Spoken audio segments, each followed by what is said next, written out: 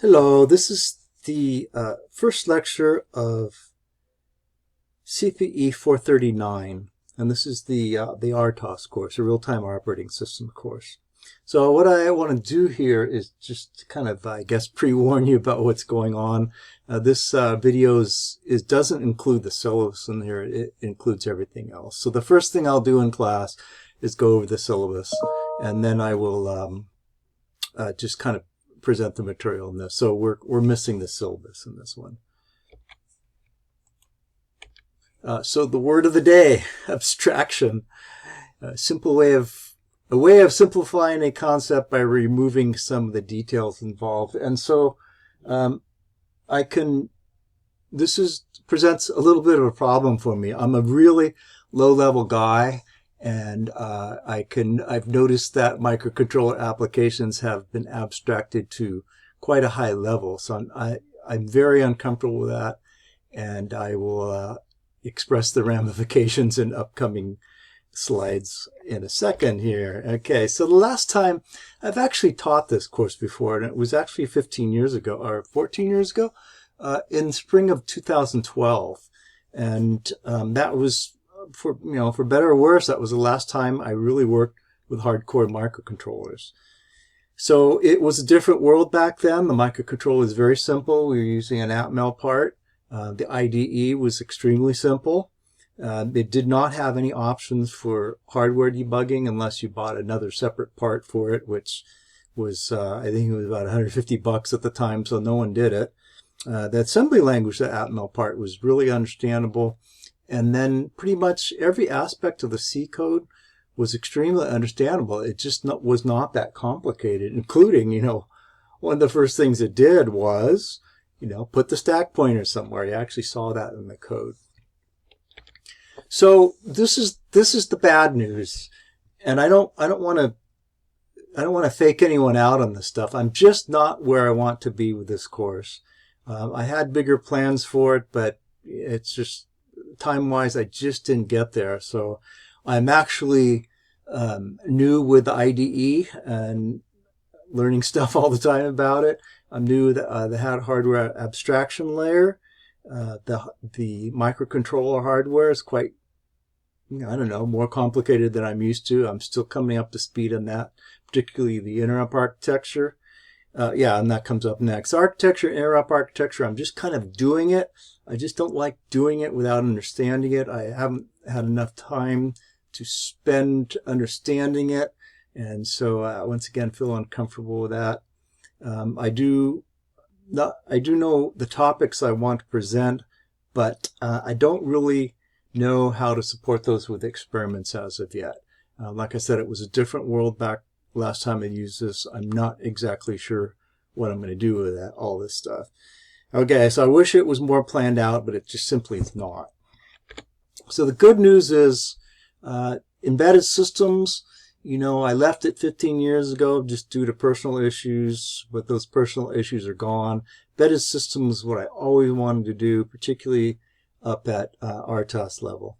I'm only teaching this one class, 2 sections of this one class this quarter, so I can stay very focused on coming up to speed on all the material that I feel lacking in. And the issue is the RTOS principles, that they didn't really change. They do have, we're going to be using free RTOS. They did add a couple more features, which is really cool. But the principles didn't change, so I feel most comfortable with those. I'm out to learn a lot here. This is towards the end of my career. I hope to, before I stop doing technical stuff, I hope to actually work again as an engineer. And that's going to be in embedded systems. I left embedded systems job to come here. That was, I don't know, 24 years ago or something. So anyway, and lastly here, good news. We got the world's best TA in Ryan Kramer. He's actually super helpful for me and super helpful for everyone, and just really smart. And he has the experience that I wish I had. So final thoughts here. Based on everything I'm doing here, not feeling super prepared, it's not going to be the hardest course in the world. I'm not out to getting anyone on this one.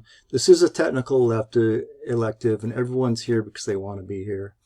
I think there's going to be days when I just don't have anything to say because I am working on something or trying to get something working, and I will just, I'll tell you in advance. I already feel bad about it, but I just will kind of be there to help, but not really have anything to say. I need, like I said, I need to work on the experiments and get stuff ready for those experiments. I do usually have like supplementing material for the experiments. The material is really the coolest stuff out there. I think any embedded, person should be familiar with real-time operating systems, since it's really what's going to happen once your system gets complicated. I think, even though I'm not where I want to be with this course, I do think you're going to be able to take some useful information away for this course, and maybe not as much as you hope for, but I just say, like I said, let's just see how it goes. One of the issues here, I think the STM cube ID was what you used in 316 or 329. And the idea here is, according to Ryan, it has changed versions. It's now broken into two pieces, which is the MX and the IDE. The MX generates the code for you, at least a starter template code, and the IDE does, we'll say, everything else. Allows you to modify the code and program the board and of course debug it, though I haven't got there yet. So I don't really know exactly where everyone's at in this one. I asked the previous instructors what they did. I know some people used HAL in 316. I know some people use just kind of like bare metal programming in this one without using HAL. I'm not really sure. I don't know how far you got. I don't know how complicated the projects were, how exactly familiar you were with IDE, and not so much familiarity, but how comfortable you were with that. And I'm not sure exactly what peripherals on the SCM part you actually use. So I'm going to hopefully have you tell me that in class. Of course, this isn't in class. The course structure, this is something we kind of went over in the syllabus, but I like doing weekly quizzes, and I think they're kind of open source quizzes, and you have all day to do them. You can work together on them, and this is what I use in my 133 and 233 class. I really like it. It works really good. It helps me out, and I think it helps students out, and it's just really low pressure on this one. I hope to generate about 4 to 6 experiments that support learning RTOS principles. I do like doing an RTOS survey projects, which essentially means there's a whole bunch of RTOSs out there. Grab one, come tell the class about it. The final project is something that I want you to either do something cool, like a research project, or take an existing project that you have and transfer it to real-time operating system. Now, the idea here is then come and tell us all about it. I do like giving a lab final, just a short answer final, and then a lecture final with more something like solve problems. And I don't really like trying to give problems where you have to write programming on any exam, because that's not how we write programs anymore. But we'll talk about that as it comes to it. I say nothing to worry about in any of this.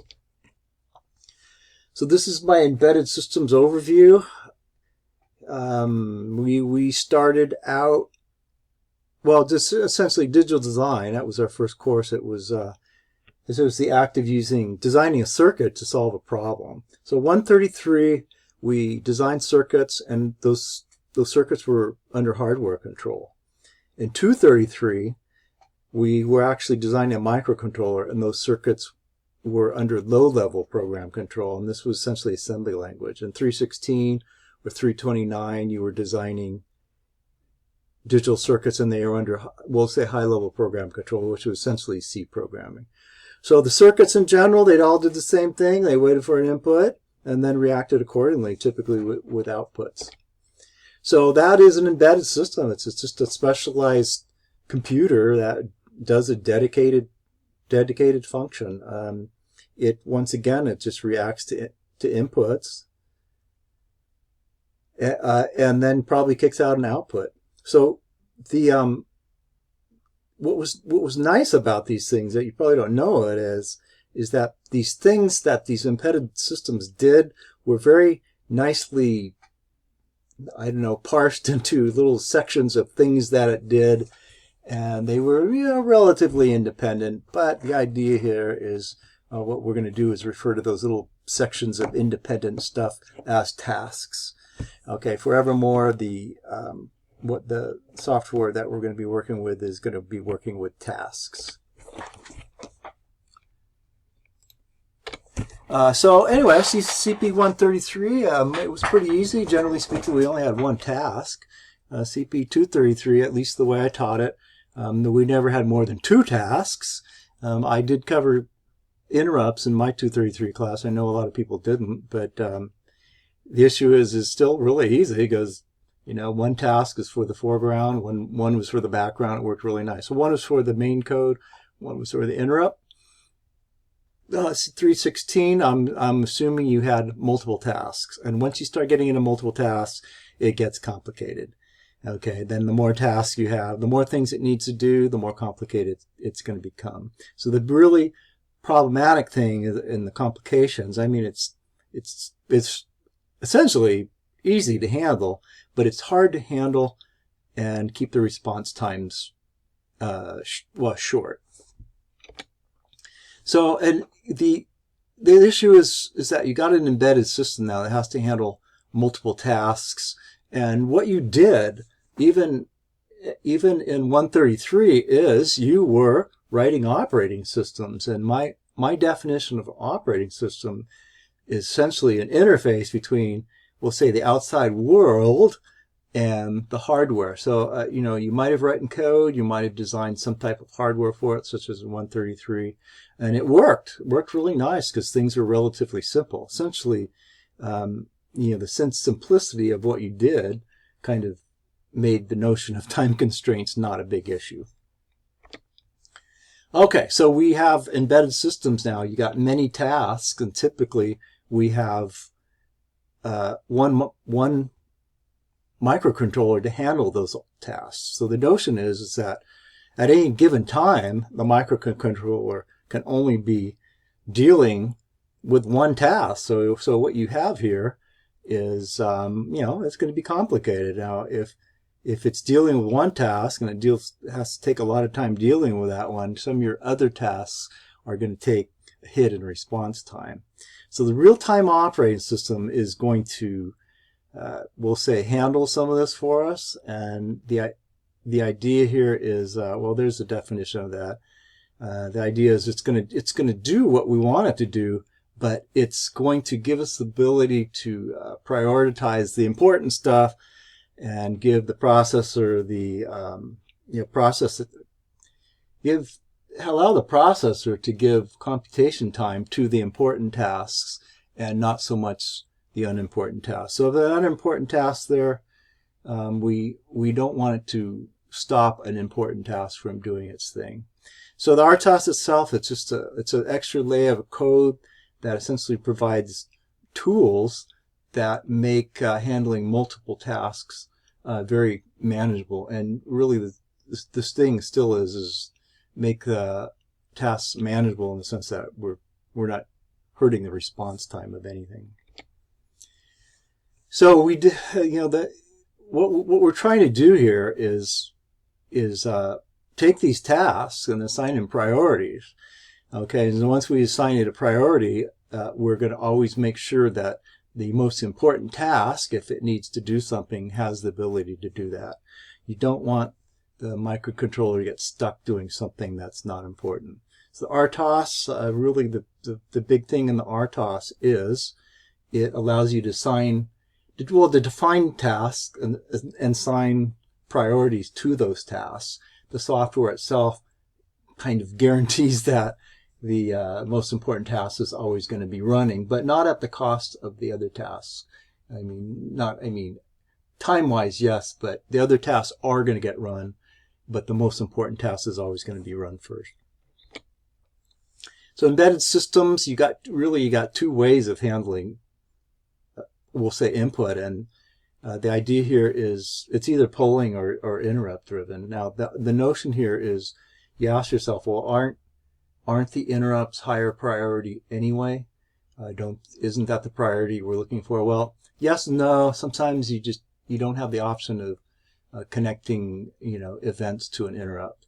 And even so, you got multiple events with multiple interrupts. So the interrupts are prioritized anyway. And once you start getting nesting interrupts, you start having issues as well.